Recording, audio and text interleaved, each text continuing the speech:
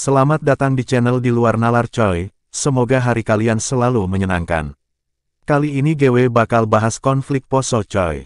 Dilansir dari kompas.com, konflik Poso adalah sebutan untuk serangkaian kerusuhan yang terjadi di Kabupaten Poso, Sulawesi Tengah. Konflik ini terjadi sejak tanggal 25 Desember tahun 1998 hingga tanggal 20 Desember tahun 2001. Peristiwa konflik Poso dimulai dari sebuah bentrokan kecil antar kelompok pemuda sebelum akhirnya menjalar menjadi kerusuhan bernuansa agama. Dari peristiwa ini, dirinci bahwa terdapat 577 korban tewas, 384 terluka, 7.932 rumah hancur, dan 510 fasilitas umum terbakar. Kerusuhan ini kemudian berakhir pada tanggal 20 Desember tahun 2001 dengan ditandangani deklarasi Malino antara kedua belah pihak. Latar belakangnya gini coy. Kabupaten Poso adalah salah satu dari 8 kabupaten yang ada di Provinsi Sulawesi Tengah. Kabupaten Poso ini memiliki penduduk mayoritas Muslim di desa-desa, sedangkan mayoritas Protestan di dataran tinggi. Selain penduduk asli Muslim, terdapat juga pendatang orang Bugis dari Sulawesi Selatan dan Gorontalo bagian utara. Kabupaten Poso ini juga menjadi fokus program transmigrasi pemerintah.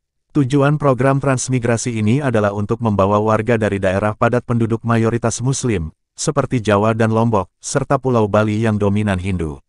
Daerah padat penduduk ini akan dibawa ke daerah yang jarang penduduknya. Dari keadaan tersebut, akhir tahun 1990-an, penduduk di Kabupaten Poso mayoritas Muslim dengan persentase di atas 60%. Para pendatang ini kemudian membuat adanya persaingan ekonomi antara penduduk asli Poso yang mayoritas Kristen dengan para pendatang Bugis yang memeluk Islam. Nah, lanjut ke kronologinya coy. Kerusuhan Poso ini bisa dibagi menjadi 3 periode. Pertama, Desember tahun 1998 pada malam Natal, tanggal 24 Desember tahun 1998, yang kebetulan bertepatan dengan Ramadan, seorang pemuda asal kelurahan mayoritas Protestan di Lambogia bernama Roy Runtu Bisalemba menikah Ahmad Ridwan, seorang Muslim. Informasi yang tersebar di pihak Kristen menyebutkan bahwa Ridwan melarikan diri ke masjid setelah ditikam. Sedangkan versi Muslim menggambarkan bahwa kejadian ini merupakan sebuah serangan terhadap pemuda Muslim yang tertidur di halaman masjid. Para tokoh pemuka agama kedua belah pihak kemudian bertemu. Keduanya sepakat bahwa sumber masalahnya terdapat pada minuman keras. Akibatnya, Polres Poso pun mulai menyita ribuan minuman keras yang kemudian dihancurkan. Suatu ketika, terdapat satu toko yang dijaga oleh para pemuda Kristen. Mereka pun bertemu dengan pemuda Muslim yang berniat menyegel toko tersebut. Pertemuan ini pun berakhir dengan bentrokan di antara keduanya. Selanjutnya pada tanggal 27 Desember tahun 1998, sekelompok orang Kristen bersenjata yang menaiki truk dari Tentena tiba, dipimpin oleh Herman Parimo, anggota DPRD Poso. Parimo diketahui merupakan anggota dari Gerakan Pemuda Sulawesi Tengah (GPST). Di sisi lain, sedikitnya terdapat 9 truk Muslim tiba dari Palu, Parigi, dan Ampana.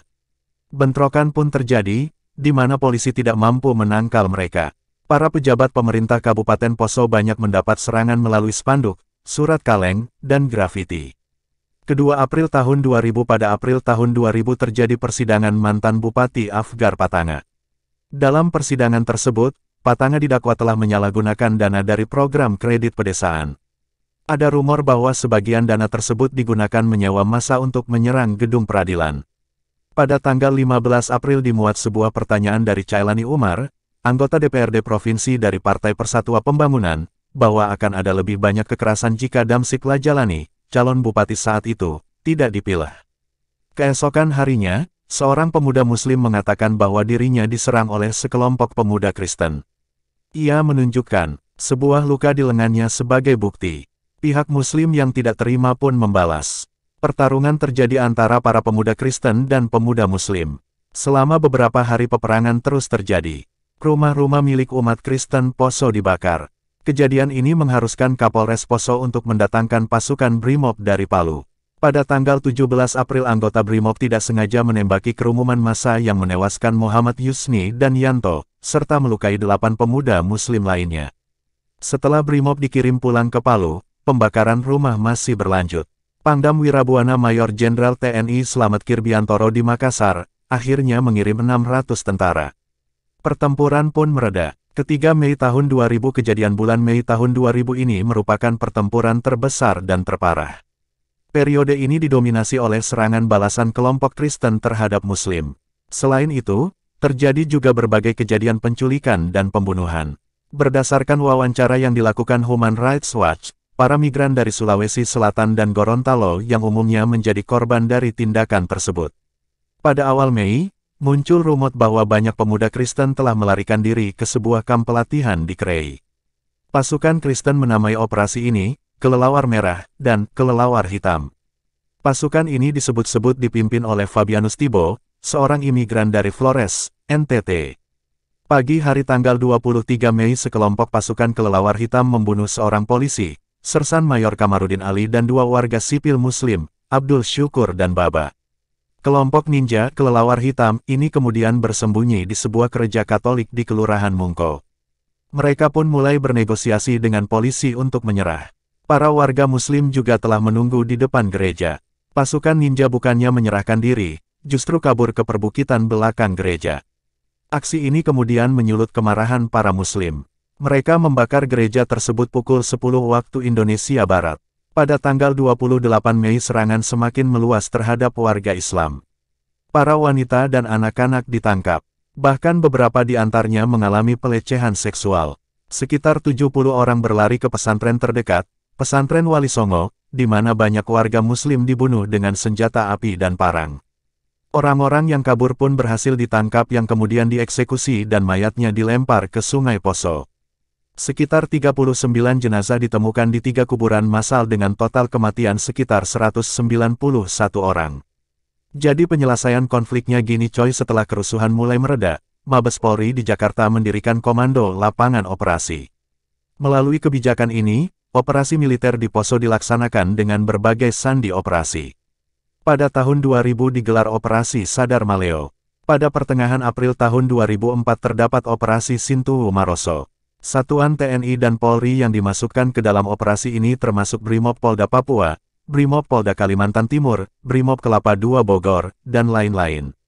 Konflik Poso ini diakhiri dengan penandatangan Deklarasi Malino, tanggal 20 Desember tahun 2001. Deklarasi Malino adalah perjanjian damai antara pihak Kristen dan Islam. Sebelum penandatanganan, dirinci bahwa terdapat 577 korban tewas, 384 terluka, 7.932 rumah hancur, dan 510 fasilitas umum terbakar. Kemudian pada Mei tahun 2000 diklaim bahwa terdapat 840 mayat warga Muslim ditemukan.